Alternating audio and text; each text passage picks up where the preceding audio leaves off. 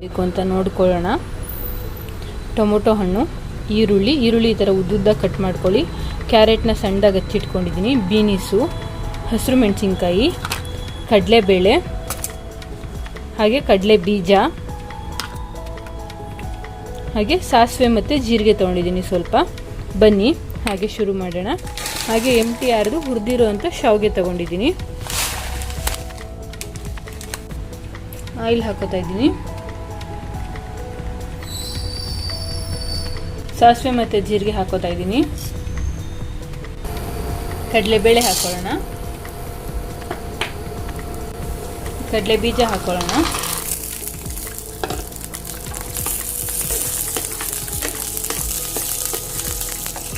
ಹಸಿರು ಮೆಣಸಿನ್ಕಾಯಿ ಹಾಕ್ತಾ ಇದ್ದೀನಿ. ನಾನಿಲ್ಲಿ 3 ಮೆಣಸಿನ್ಕಾಯಿನ ಉದ್ದುದ್ದ ಕಟ್ ಮಾಡಿ ಇಟ್ಕೊಂಡಿದ್ದೀನಿ. ಈರುಳ್ಳಿ ಹಾಕೋತಾ ಇದ್ದೀನಿ. ಕೆಂಪಾಗೋ ತನಕ ಫ್ರೈ ಮಾಡ್ಕೊಳ್ಳೋಣ. ಈಗ ಟೊಮೊಟೊ ಹಾಕೊಳ್ಳೋಣ. ಈಗ ಕೆಂಪಾಗಿದೆ ಈರುಳ್ಳಿ. 2 ಮೀಡಿಯಮ್ ಸೈಜ್ ಟೊಮೊಟೊನ ತೊಗೊಂಡಿದ್ದೀನಿ. ನೀಟಾಗಿ ಫ್ರೈ ಮಾಡ್ಕೊಳ್ಳೋಣ. ಈಗ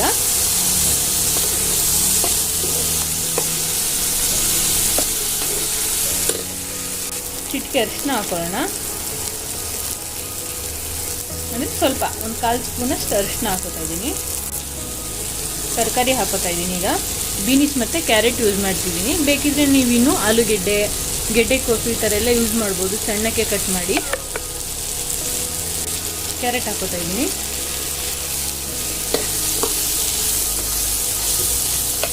ಅರ್ಧ ಲೋಟ ನೀರು ಹಾಕ್ಕೊಂಡು ತರಕಾರಿನೆಲ್ಲ ಬೇಯಿಸ್ಕೊತಾ ಇದ್ದೀನಿ. ಸಪ್ರೇಟಾಗಿ ಕುಕ್ಕರಲ್ಲಿ ತರಕಾರಿ ಬೇಯಿಸಿ ಕೂಡ ಹಾಕೋಬೋದು. ನಾನು ಇಲ್ಲೇ ಬೇಯಲಿ ಅನ್ನೋ ಕಾರಣಕ್ಕೆ ಇಲ್ಲೇ ನೀರು ಹಾಕಿ ಬೇಯಿಸ್ತಾ ಇದ್ದೀನಿ. ನೋಡಿ ಈಗ ಆಗಿದೆ. ಇದಕ್ಕೆ ಸಾಲ್ಟ್ ಹಾಕೋತಾ ಇದ್ದೀನಿ. ನಾನೊಂದು 1/4 ಸ್ಪೂನಷ್ಟು ಹಾಕೋತಾ ಇದ್ದೀನಿ. ನೀಟಾಗಿ ಮಿಕ್ಸ್ ಮಾಡುವ.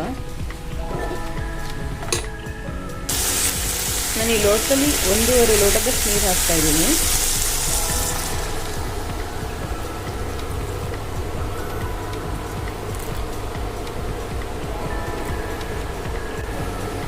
ಅರ್ಧ ಲೋಟ.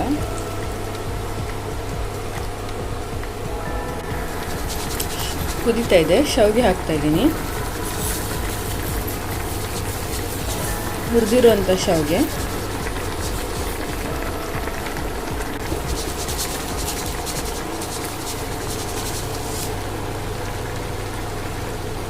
ನಾವು ಚಿಕ್ಕವರಿರುವಾಗ ಅಮ್ಮ ಸ್ಕೂಲಿಂದ ಬಂದಾಗ ನಾವು ತಿನ್ನಲಿಕ್ಕೆ ಏನಾದರೂ ಸ್ನ್ಯಾಕ್ಸ್ ಇರಲಿ ಅನ್ನೋ ಕಾರಣಕ್ಕೆ ತರಕಾರಿ ತಿನ್ನಲ್ಲ ಮಕ್ಕಳು ಅಂತ ಈ ಥರ ತರಕಾರಿನೆಲ್ಲ ಹಾಕಿ ಮಾಡಿ ಇಡ್ತಾಯಿದ್ರು.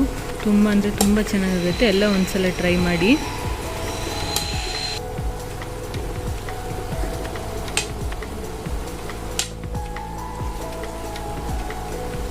ನೋಡಿ ಕುದೀತಿದೆ. ಈಗ ಇದಕ್ಕೆ ಒಂದು 10 ನಿಮಿಷ ಪ್ಲೇಟ್ ಕ್ಲೋಸ್ ಮಾಡಿ ಬೇಯಲಿಕ್ಕೆ ಬಿಡೋಣ. ಒಂದು 5 ನಿಮಿಷ ಸಾಕಾಗುತ್ತೆ. ಒಂದು 5 ನಿಮಿಷ ಪ್ಲೇಟ್ ಕ್ಲೋಸ್ ಮಾಡಿ ಬೇಯಲಿಕ್ಕೆ ಬಿಡೋಣ.